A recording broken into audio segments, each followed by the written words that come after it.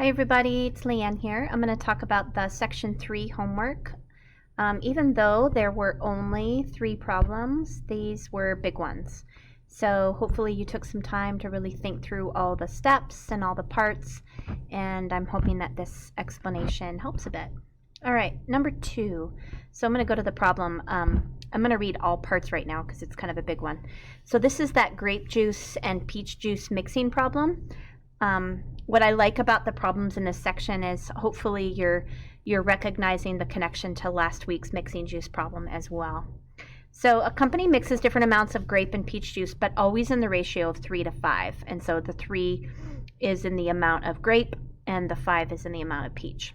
So we're going to explain and reason with a value of the ratio to determine how much peach juice the company should mix with 100 liters, 140, and G liters of grape juice. Then we're going to talk about that, and we're going to think about how to determine how much peach juice the company should mix with the amounts of grape juice in part A. And we're going to do that by kind of reasoning in a different way. And then we're going to go the other direction. We're going to reason with the value of the ratio to determine how much grape juice can be mixed with peach juice in the amounts of 72, 84, and P liters. And then we're going to do the same thing we just did with B. We're going to explain how to reason in another way with that ratio value. So here's what we've got so far.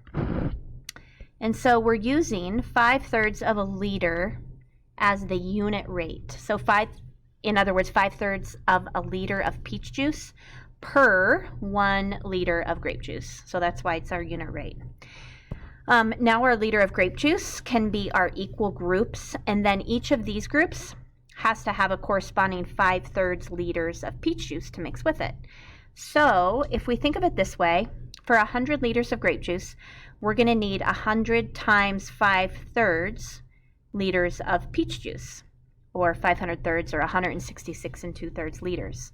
For 140 liters of grape juice, we're going to need 140 times 5/3, which is 700 thirds, or 233 1/3. And then for G liters of grape juice, we're going to need 5G, or G3, however you want to write that, thirds liters of peach juice. And then what I just did right there uses the unit rate approach from our multiple batches perspective. So we're trying to attack this problem in 2 different ways using that same ratio. And so again, this uses that unit rate approach. Unit rate because we're looking at the amount of a liter as the unit rate, so 5/3 of a liter of peach juice per 1 liter of grape juice. In B, so this is where we reason with that same thing a little differently. We can also view ratios from the variable parts perspective. So to do that, we're going to recognize that if the quantity of grape juice used represents one group, so the grape juice quantity is one group, then we can see that the peach juice needed must represent 5/3 of one group. And so we can use 5/3 then as the multiplier. And that's exactly what we did. That's what we did earlier. It's the number of groups. So in other words, if we use 100 liters of grape juice in one group, if that's our one group, then we need to represent 5/3 of one group for the peach juice. Then we're just going to simply take 5/3 of 100. And that's exactly what we did before. We just did 100 times 5/3. And we can do that with all of those that we just looked at. All right, in part C, this is the one where we are looking at the unit rate sort of flipped around. And so now the appropriate unit rate is 3/5 because we're looking at 3/5 of a liter of grape juice per 1 liter of peach juice. See how we just kind of flipped that unit rate? And so now a liter of peach juice is our equal groups, and each has 3/5 of a liter of grape juice to mix with it. So for 72 liters of peach juice, we're going to need to mix 72 times 3/5 to get our amount of grape juice. So 72 times 3/5 gives us 43 1/3 liters of grape juice. For 84 liters of peach juice, we're going to need to do 84 times 3/5 to get 50 2/5 liters of grape juice. And then, of course, for P liters of peach juice, we need P times 3/5 to get our liters of grape juice. And then what we did here is it's the unit rate approach from a multiple batches perspective. All right? And that's the same perspective that we looked at here. We just used the other unit rate. All right. So in D, we can also, so now we're going to go and see if we can view this in a different way. We can also view ratios from the variable parts perspective. So to do that, we recognize that if the quantity of peach juice used represents one group, so again, the peach juice represents one group, then we can see that the grape juice needed must be 3/5 of one group. And so we're essentially using that as our multiplier. We can use 3/5 as the multiplier. That's our number of groups. So if we want 72 liters of peach juice as our one group, then we need to represent 3/5 of one group for the grape juice. And so we then take 3/5 times 72. And that's, of course, going to work for all of them. All right, number 3. See how big these problems are? Jeez. All right, number 3, we're looking at which of the following 2 mixtures will have a stronger lime flavor. And so this one's a lot like the which mix is most orangey and which mix is least orangey that you did last week. You're looking at solving this problem in 2 different ways. And then you're looking at what a student might have thought. So this should be very reminiscent of what you did last week. Of course, this is with lime juice. So by using unit rates, we can see, and so this is not the only approach, you guys. So just so you know, there's lots of approaches to this. But by using unit rates, we can see that 2/7 of a lime juice concentrate is in each group of the drink mix in drink mix 1, and it's 4/11 of a cup of lime juice concentrate in mix 2, and we know that 2/7 is less than 4/11, so the lime flavor of mix 2 is more strong or more limey, because for every cup of mix that is made, you're going to use more lime than in mix 1. And then in B, we had to look again at the student reasoning. The student reasoning is not valid here. And the way I would approach this is to look at an extreme example. So consider an extreme example here. Let's say that we have a third mix, and the third mix has 5 cups of lime juice concentrate and 1,000 cups of water. So I know that's a ridiculous amount, but that's what we want to look at here. So this mix has both larger numbers. The 5 is larger than what we used before. The 1,000 is, of course, much larger. But what we're looking at is that it has very little lime juice in each cup of water. And so it would taste very weak. So if that works for the explanation. All right, and the last one is number 5. This is the dough recipe, and it calls for 3 cups of flour and 1 1/4 cups of water. And we want to use the same ratio of flour to water to make a dough with 10 cups of flour. How much water should we use?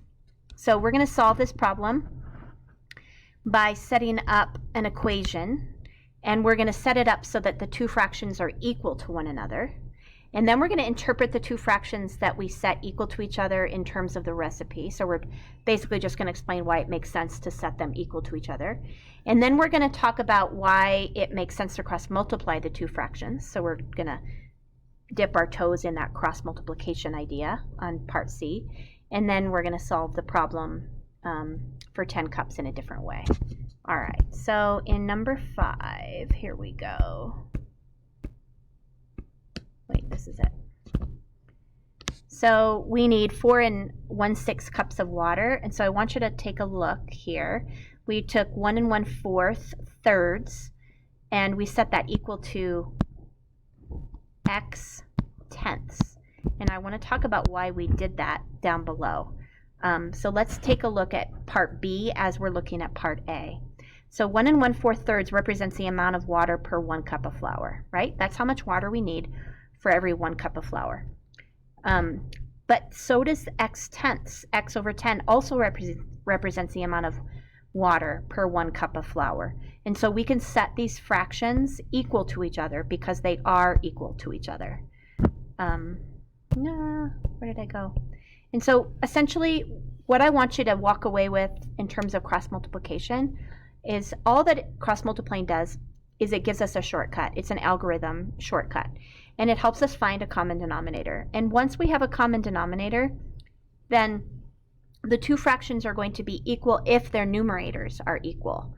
And that's really the key part. And so that leads us to this shortcut. So take a look here. Again, 1 1/4 thirds equals x over 10. And so we know that these, I'm trying to use a my marker here and it's not working.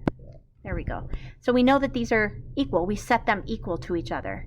They both represent the amount of flour or the amount of water per 1 cup of flour. Now we're going to find common denominators. So you notice that I'm multiplying this fraction over on the left by 10 and the fraction over on the right by 3 so that I can get 30 as our common denominator. And so now we're looking at, so the denominators, if the denominators are equal, then, and we know that the fractions are equal, then we know that the numerators are equal. And so we're just setting up this expression to show us, see how 10 times 1 and 1/4 equals 3x. Those are our numerators. And we essentially just made a simpler equation for us to solve by doing it this way. All right, and then finally, part D, we just have to come up with another way. So 10 cups is 3 1/3 times the amount of flour in the basic recipe. And so basically what that means is that you need 3 1/3 times the amount of water. So if I take 1 1/4 times the 3 1/3 times the amount I need, I'm just doing 5/4 times 10/3, which is 50/12 or 25/6, or again 4 1/6 cups. All right, I think that's the end. I hope that helps. Thanks for listening. Have a good one, everybody.